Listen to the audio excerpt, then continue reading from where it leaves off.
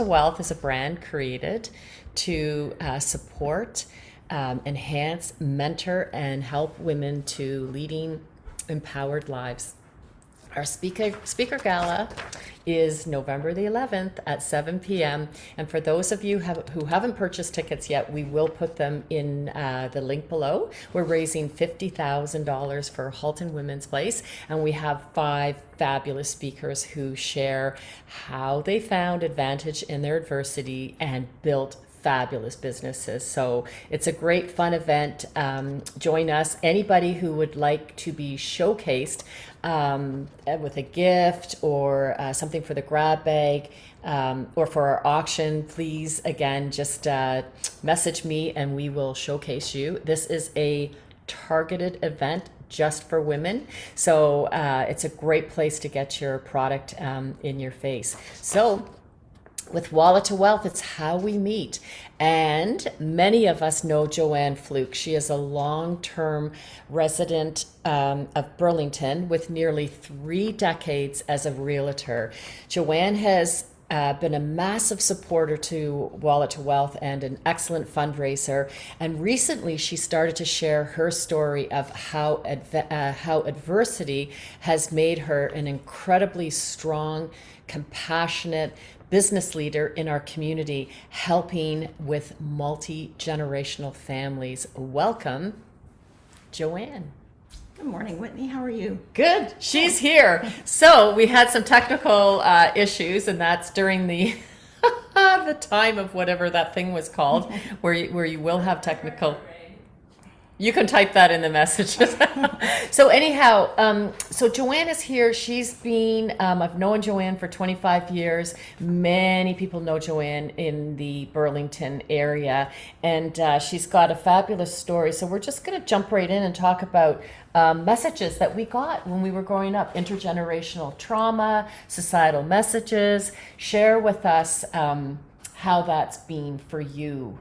Well, for me, it was, I grew up in a large family. We had 8 children, which was wonderful. That was fabulous. Amazing mother.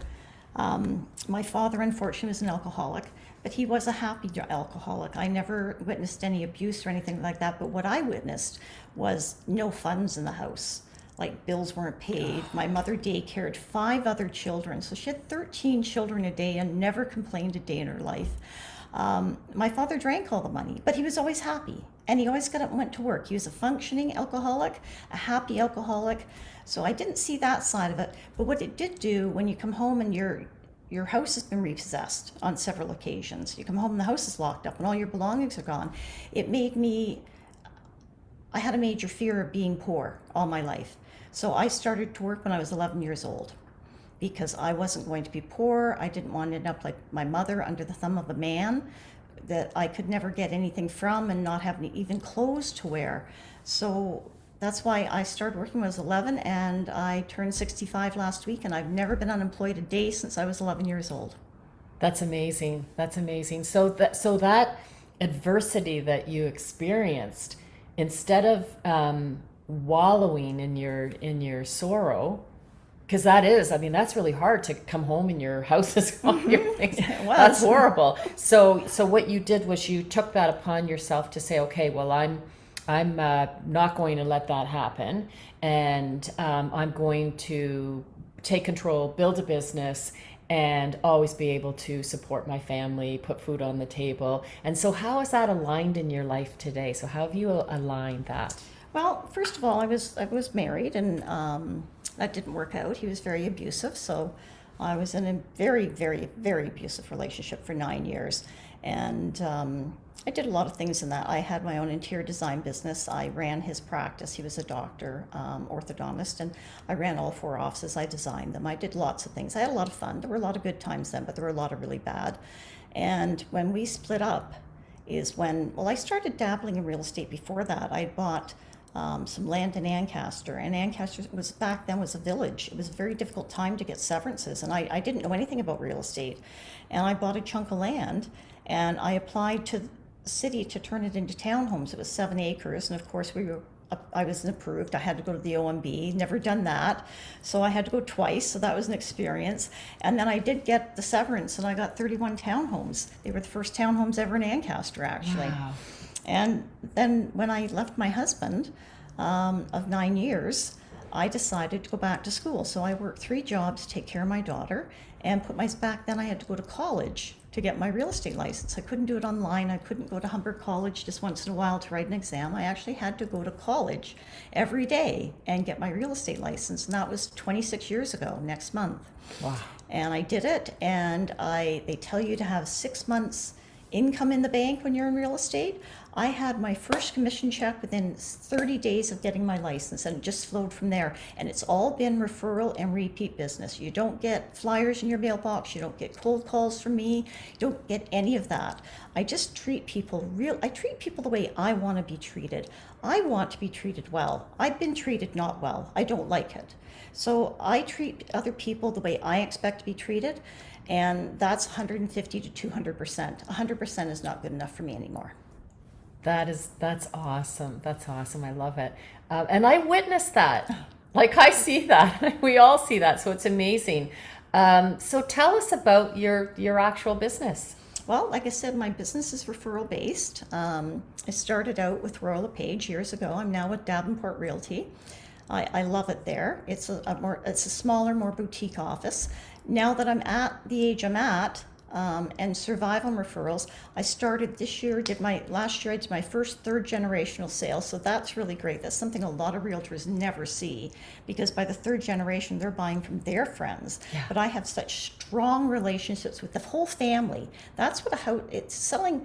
Anyone can sell a house. It takes a special person to sell a home, and there's a difference between a house and a home. I only sell homes. I'm not about the return. Everyone sells their house every 3 to 5 years as well, or the stats, which might surprise you, because some people have stayed in it forever, but the average is 3 to 5 years. I'm not after that average. I'm after finding your forever home. I'm after you not paying the land transfer tax a million times and paying for moving costs and paying commissions. I'd rather put you where you're going to be happy for a long time, build lots of equity in your house, add it to your financial portfolio. Your home should be part of your portfolio, because it goes towards your retirement funds, it goes into your estate, it goes into everything. So it's part of your financial portfolio, and I look at it that way as well. So if you stay in it forever and pay it off, you can buy a few investment properties from me. You can refer friends to me. That's how I get other business. Refer your friends and family to me. Then when you're ready to move or downsize or upsize, I'm happy to help you with that as well, and anything in between. But it's really important to not necessarily feel like you have to move to make money, because it costs money to move. So always factor that in. Yeah, that's true. And when you look at holding real estate, I mean, for many of us, it's our largest asset. Mm-hmm. And we know that over time, the value of homes go up, and inflation alone pushes the value of homes up. So when's a good time to buy? Probably any time is a good time to buy, especially if it's going to be your home, your forever home, or your long-term home. And it is true. I mean, I think when we start out, we get our starter home, and then we get another one, and sooner or later we get the one that we decide that we're going to stay in. And that's a really nice feeling to be able to do that. And I know that Joanne does. I mean, she sells a lot of larger homes where people will buy in and stay for a very long time. But the one thing that's guaranteed in life, unfortunately, is change. And change happens. So between death, divorce, downsizing, so there's life events that happen that trigger, and you want to have a long-term friend who can be there. And that's what Joanne does. I mean, she is your friend. I see you helping people do things to get their properties ready and listed for sale, and you stay friends with them. So it isn't about the transaction, because that is one thing that we do here, is that realtors, it's all about the deal, and once the deal's done, they disappear. And you're not like that. You're genuine, and you stay with people. Well, thank you. That's something I've always prided myself in. A lot of my friends today are from my real estate world, and I mean, a lot of their children call me Aunt Joanne.